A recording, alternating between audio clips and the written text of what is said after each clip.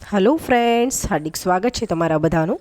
तो आज हूँ तमारी साथे मुंबईना प्रख्यात वडापावनी रेसिपी शेर करवानी छूं अने तमे पण जो आ रीते बनावशो तो तमारा वडापाव पण एकदम बहार जेवा टेस्टी अने परफेक्ट बनशे। चालो जोई लईए। सौप्रथम अहींया मैं एक मोटुं बाउल लीधुं छे अने हवे तेनी अंदर अहींया मैं 1.5 कप चणानो लोट मतलब कि बेसन लीधुं छे ते एड करवानुं छे अने बेसनने आपणे पहेला चाळीने उपयोगमां लईशुं जेथी करीने बिलकुल गांठा ना रहे।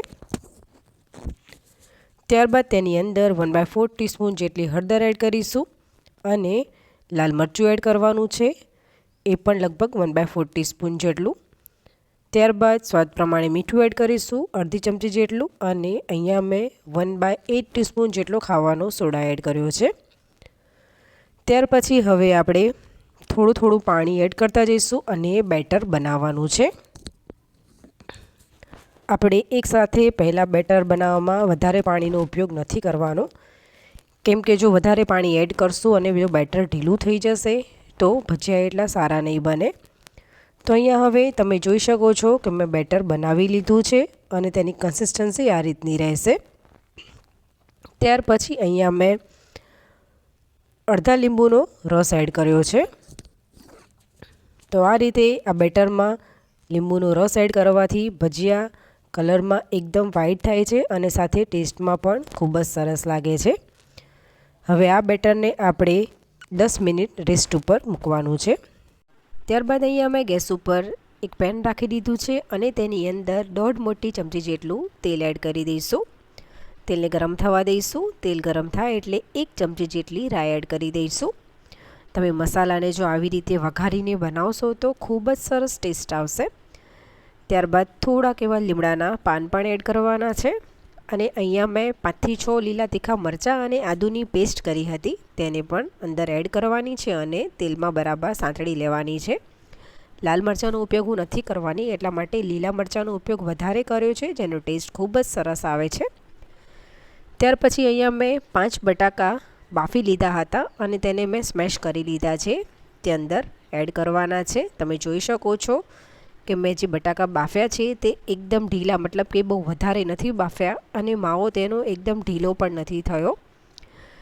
त्यारबाद तेनी अंदर आपणे हळदर एड करवानी छे। 1 चमची जेटली हळदर एड करीशुं। स्वाद प्रमाणे लगभग अर्धी चमची जेटलुं मीठुं एड करवानुं छे अने थोड़ोक एवो संचर पाउडर पण एड करीशुं जेनाथी टेस्ट खूब ज सरस आवशे। 1 चमची जेटली वरियारी एड करीशुं અને અહીંયા મેં ખટાશ માટે અડધી ચમચી આમચૂર પાવડરનો એડ કર્યો છે। મેં લીંબુનો ઉપયોગ નથી કર્યો કેમ કે જો તમે લીંબુ યુઝ કરો અને માવો જો ઢીલો થઈ જાય તો બટાકાવડાનો ટેસ્ટ એટલો સારો ના આવે। ત્યારબાદ 1 મોટી ચમચી જેટલી ખાંડ મેં એડ કરી છે અને ત્યારબાદ બધું જ બરાબર મિક્સ કરી લેવાનું છે।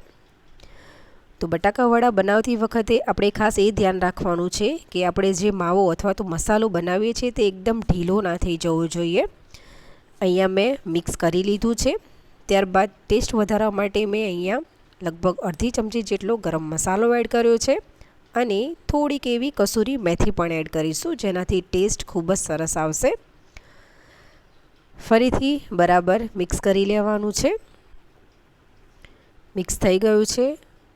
छेल्ले उपरथी आपणे लगभग अर्धी वाटकी जेटली कोथमीर एड करी दईशुं अने फरीथी बराबर मिक्स करी लईशुं तो एकदम टेस्टी एवो आ बटाकावड़ानो मसालो बनीने रेडी थई गयो छे।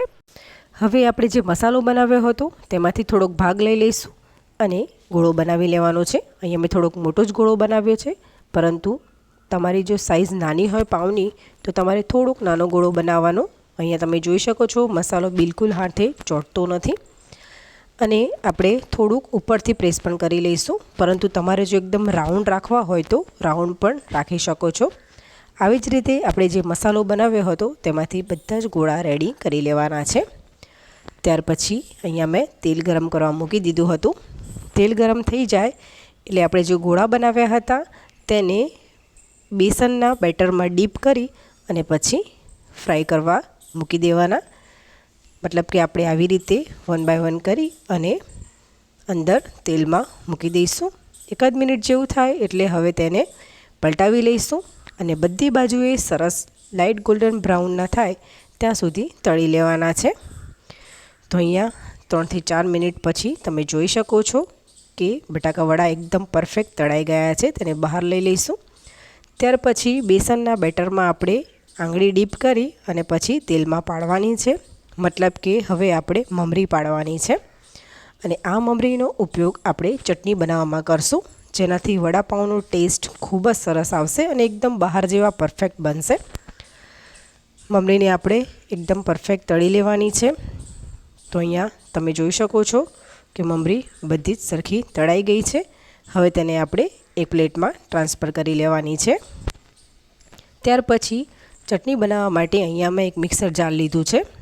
હવે તેની અંદર આપણે જે મમરી બનાવી હતી તે બધી જ એડ કરવાની છે.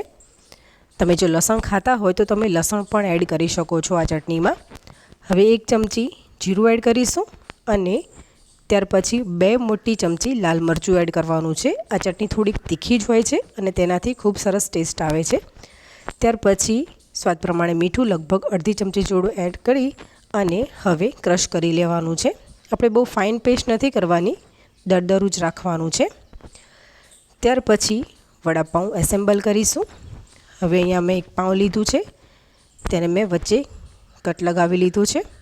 હવે આપણે જે ચટણી બનાવી હતી તેને થોડી થોડી લઈ અને સ્પ્રેડ કરી લેવાની છે. હું બંને સાઈડ આ ચટણી લગાવું છું, પરંતુ તમારે વન સાઈડ જો ગ્રીન ચટણી લગાવી હોય તો ગ્રીન ચટણી પણ લગાવી શકો છો. અને તમારે જો ખજૂર આમલીની ચટણી થોડીક વચ્ચે એડ કરવી હોય તો પણ તમે કરી શકો છો.